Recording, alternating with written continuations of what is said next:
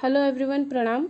Welcome to Raj Madhav Vidya Vihar online classes, and this is your economics lecture, chapter number 2, the indicators of growth and development.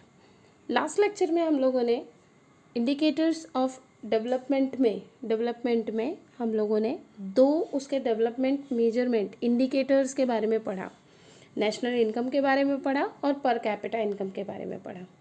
Now जैसे कि हमने बात की थी कि what is the meaning of development में not only income ही count नहीं किया जाता है, not only income count, okay, as well as what is the counting standard of living, okay, standard of living को भी काउंट किया जाता है. देन ये सारी चीज़ें भी इसमें मायने रखती हैं, तभी डेवलपमेंट माना जाता है. इस लेक्चर में हम लोग पढ़ने वाले हैं, इसका मेन जो पॉइंट अब आते हैं डेवलपमेंट के लिए, वो होता है improvement in quality of life. Okay, improvement in quality of life. Improvement in quality of life मतलब कि आपकी लाइफ में जो क्वालिटी है, जो लाइफ को जीने की जो क्वालिटी है, वो उसमें कितना इम्प्रूवमेंट आया. Okay, now PQLI, what is the full form of PQLI? Means physical quality of life index. Understood? Physical quality, physical, अब पता नहीं इस पे आएगा या नहीं, मैं लिखती हूँ ऐसे ही, physical quality of life index. Understood? इसका मीनिंग ये होता है. अब इसके बारे में भी हम पढ़ेंगे, physical quality of life index के बारे में भी. Improvement in quality of life के बारे में पहले पढ़ते हैं कि what is the meaning of improvement in quality of life. That the objective of economic development is to improve the standard of living of the people. ठीक है, economic development का मेन मोटिव क्या होता है, मेन ऑब्जेक्टिव क्या होता है, उसका मेन मोटो क्या होता है, उसका गोल क्या होता है, उसका पर्पस क्या होता है. Anything, any word you can use. Okay, motto, purpose, goal. So what is the objective of the economic development? Is to improve the standard of living of the people. लोगों का standard of living क्या करना, उसको थोड़ा improve करते रहना. For that, if economic development has taken place, अगर हम ये सोचते हैं कि इकोनॉमिक डेवलपमेंट हमारी कंट्री में हो रहा है, तो क्या होगा, एंड हाउ मच, और कितना हो रहा है, मोर और लेस, ज़्यादा हो रहा है या कम हो रहा है, इज़ टू बी मेजर्ड, अगर उसको हमको इंडिकेट करना है. And for the physical quality of life index करेंगे कैसे, physical quality of life index. अब कैसे करोगे इसको, आप क्वालिटी क्या देखोगे, देखो इसमें हेल्दी इंसान कैसा खाना खा रहा है, किस तरीके से रह रहा है, उसका रहन सहन कैसा है, उसका एजुकेशन कैसा है, उसका वो किस तरीके से अपने एंटरटेनमेंट के लिए क्या काम करता है. ठीक है, तो ये सारी चीज़ें मायने रखती हैं इन चीज़ों में. So physical quality of life index as an the indicator is accepted. यही सब चीज़ें हम देखेंगे, तभी तो हमको पता चलेगा कि क्वालिटी ऑफ लाइफ कैसी है, वहाँ की इम्प्रूवमेंट है या नहीं है. ओके, सो नाउ नेक्स्ट हम लेते हैं कि what is the physical quality of life, जो हम समझने की कोशिश कर रहे थे इसके पहले भी, कि quality of life in human beings depends on the different types of goods and services that the person consumes. Okay, बहुत ही ईजी है समझना कि क्वालिटी ऑफ लाइफ आप किसको कहोगे, कैसे आप काउंट करोगे, कैसे मेजर करोगे कि आपका जो लाइफ, जो जीवन जीने का जो तरीका है वो कैसा है, आप किस तरीके का जीवन जी रहे हो. हम गांव और शहर के लाइफ में जब कंपैरिजन करते हैं तो किस तरीके से करते हैं, कि कैसे कैसे उसको हम कंपेयर करते हैं कि भाई गांव की लाइफ ज़्यादा हार्ड है, थोड़ी डिफ़िकल्ट है, शहर की लाइफ थोड़ी इजी है, या फिर शहर की लाइफ थोड़ी डिफ़िकल्ट है, गांव की थोड़ी इजी है. ठीक है, अलग अलग सबके थॉट्स होते हैं. ये कैसे आप डेवलपमेंट को, या फिर ह्यूमन जो फिज़िकल क्वालिटी ऑफ लाइफ है, लाइफ की जो फिज़िकल क्वालिटी है, या इम्प्रूवमेंट है या नहीं है, कितनी है, ये आप कैसे काउंट करोगे, मेज़र करोगे. तो it depends on the different types of goods वो जो चीज़ें कंज्यूम कर रहा है, वो जो चीज़ें यूज़ कर रहा है, जिस तरीके की फैसिलिटीज़ वो यूज़ कर रहा है, and services that the person consume, और वो जो सर्विसेज जो ले रहा है, लाइक आज हम लोग बहुत ही आसानी से अपने घर पे बैठे ऑनलाइन खरीदी कर लेते हैं, ऑनलाइन सब कुछ मंगा लेते हैं, बहुत ज़्यादा अब लोगों को पैसों की कमी नहीं है, ज़्यादातर लोग आराम से कुछ भी खरीदते हैं। आजकल के बच्चों के पास, सभी के पास मोबाइल है, कंप्यूटर है, लैपटॉप है, आईपैड है, ओके। सो सारी चीज़ें हैं, तो ये लिविंग, यही तो बताता है living standard. The standard of consumption, सबसे मेनली कंजप्शन, जो कंज्यूम कर रहे हो आप, जो चीज़ें यूज़ कर रहे हो, जो फैसिलिटीज़ आप यूज़ कर रहे हैं, रिफर टू द, सबसे पहले तो क्या होगा, first consumption of food, fuel and other non durable goods.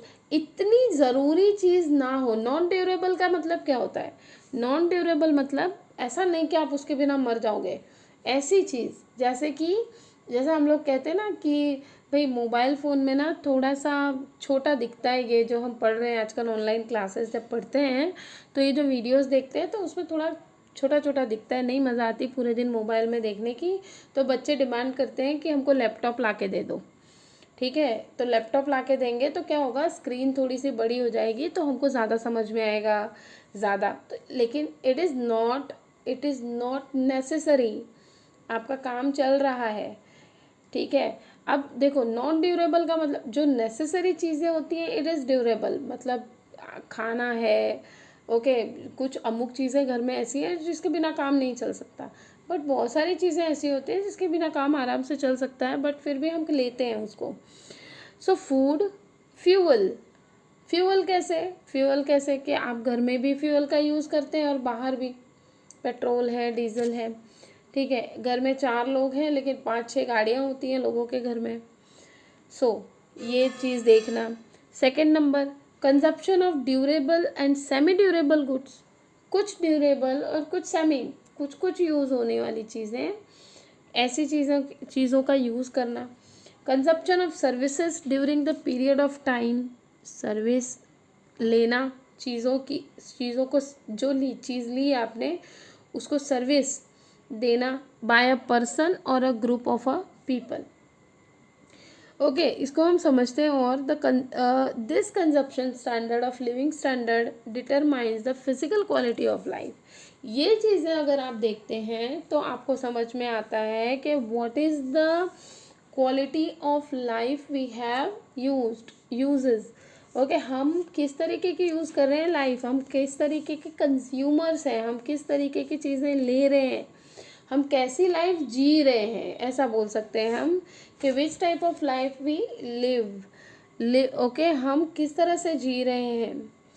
सो ये सारी चीज़ें हम इससे मेज़र कर सकते हैं। हैंस कंजप्शन ऑफ और living standard is identified as physical quality of life. इसीलिए हम इसको कंजप्शन, जो चीज़ें ऑब्वियसली इसी से देखेंगे ना कि जो चीज़ें हम यूज़ करते हैं, जिस तरीके से हम रहते हैं, जिस तरीके से हम रहन सहन है हमारा, जो फैसिलिटीज़ हम यूज़ करते हैं, उनको वही फिज़िकल क्वालिटी कही जाएगी लाइफ की। If the living standard of the people goes up, अगर लिविंग स्टैंडर्ड अप जा रहा है, ठीक है, वो दिन ब दिन बढ़ रहा है, it can be said that the physical quality of life has gone up, मतलब वो और अच्छा बन रहा है। Now aspects include, physical quality of life में आप क्या क्या इंक्लूड करोगे, क्या क्या देख सकते हैं, क्या क्या एस्पेक्ट्स हैं उसके। So the composition of good and services consumed by an individual during the period of 1 year, जो कंपोजिशन है, मतलब जो चीज़ें कंजप्शन है, जो गुड्स की या सर्विसेज की जो कंज्यूम करते हैं हम, वो इंडिविजुअली अगर हम देखें तो फिज़िकल क्वालिटी ऑफ लाइफ को अच्छे से डिटरमाइन कर सकते हैं, ओके। इनमें क्या क्या चीज़ें आती हैं गुड्स और सर्विसेज में, लाइक फूड, किस टाइप के फूड हम खाते हैं, जीने के लिए तो सब खाते हैं, लेकिन उसमें कितनी कैलोरीज, कितने प्रोटीन, कितने विटामिन्स, कितने फैट, कितना क्या, ये सारी चीज़ें, हेल्दी फूड, हेल्दी डाइट है या नहीं है, ये सारी चीज़ें उसमें मायने रखती हैं। नाउ नेक्स्ट है health and medical services of doctor to population, मतलब पॉपुलेशन के हिसाब से डॉक्टर्स हैं या नहीं है इतने ज़्यादा, तो एजुकेशन भी देखा जाता है उसमें। और हेल्थ और मेडिकल डिपार्टमेंट्स या हेल्थ और मेडिकल सर्विसेज कितनी है, किस तरीके से है। बहुत सारी जगहों पे, बहुत सारी कंट्रीज़, आप अब एग्जांपल लेना चाहें तो ले सकते हैं कि बहुत सारी कंट्रीज़ ऐसी हैं जिसमें मेडिकल सर्विसेज है ही नहीं, बड़ी मुश्किल से मिलती हैं, और मिलती हैं तो फिर उनको दूसरी जगहों पे भागना पड़ता है। सो मेडिकल और हेल्थ सर्विसेज मिल रही हैं या नहीं। थर्ड है हाउसिंग एंड क्लोथिंग, ठीक है, हाउस, सबके पास अपने अपने घर हैं या नहीं, किस तरीके के क्लोथिंग यूज़ कर रहे हैं लोग। नंबर ऑफ़ हाउसेस, कितने नए घर हैं, बहुत सारे लोग हैं, बहुत सारे घर होते हैं भाई। Average number of people living in each house, और हर घर में कितने लोग रहते हैं, किस तरीके से। फोर्थ नंबर हम काउंट कर सकते हैं एजुकेशन एंड एंटरटेनमेंट। ऑब्वियसली ये बहुत बड़ी चीज़ होती है डेवलपमेंट में मेजर करने के लिए कि एजुकेशन कैसा है, लिविंग स्टैंडर्ड के लिए education is must. So that is why we can count the education and the entertainment is most important point in the economic development of our country. Okay. Now next है transportation and communication and information services. किस तरीके का transportation है। अब transportation में क्या आता है कि रोड सर्विसेज हैं, रेलवेज हैं, जो है, तो ये सारी चीज़ें कितनी हैं, किस तरीके से हैं, मतलब ये सर्विसेज, ये फैसिलिटीज़ हैं भी या नहीं। हर जगह, एक जगह से दूसरी जगह जाने के लिए आराम से हम जा सकते हैं या नहीं, ठीक है। रेलवे लाइंस हैं या नहीं, एयरपोर्ट्स हैं या नहीं हर जगह, ठीक है। देन कम्युनिकेशन का मतलब वो नंबर ऑफ़ टेलीफोन्स का पर कैपिटा मतलब पर हेड, तो वो तो है, मेरे को लगता है कि पर हेड सभी के पास एक एक मोबाइल है। नाउ नेक्स्ट है एनर्जी, तो एनर्जी जो हम कंज्यूम करते हैं, ठीक है, पर कैपिटा एनर्जी जो हम कंज्यूम करते हैं उसकी बात हो रही है यहाँ पे, energy. Population having access to pure drinking water, हर एक को प्योर ड्रिंकिंग वाटर मिलता है या नहीं। एवरेज लाइफ एक्सपेक्टेंसी, एक्सपेंस कितना है, मतलब एवरेज लाइफ एक्सपेंस मतलब होता है खर्च कितना है।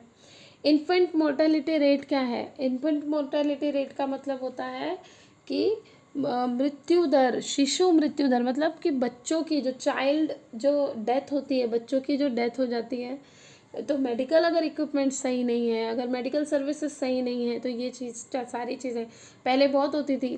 पहले हम लोग बहुत सुनते थे, जब हम, बहुत सालों पहले की बात है, बहुत, हम भी नहीं थे तब तो, लेकिन तब हम ऐसे सुनते थे कई बार कि माँ की मृत्यु हो गई, उसकी मदर की डेथ हो गई, बच्चा ज़िंदा है, या बच्चे की डेथ हो गई, ये प्रॉब्लम आ गई।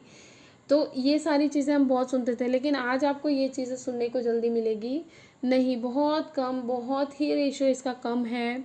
आई थिंक 0.0%, 0.1% भी नहीं है। सो ये डेथ रेशियो बहुत कम हो गया है, infant mortality rate. Then drainage facility, obviously ये बहुत ही ज़रूरी है, drainage facility.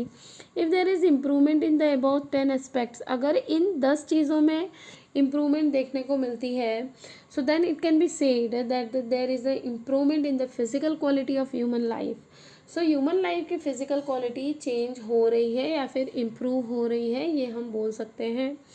If there is no improvement, अगर इसमें कोई इम्प्रूवमेंट नहीं है, then it can be found out as to where improvement is needed. तो हमको ढूंढना पड़ेगा, अगर इसमें इन सब चीज़ों में इम्प्रूवमेंट नहीं हो रही है, सो हमको ये ढूंढना पड़ेगा कि इम्प्रूवमेंट की कहाँ ज़रूरत है।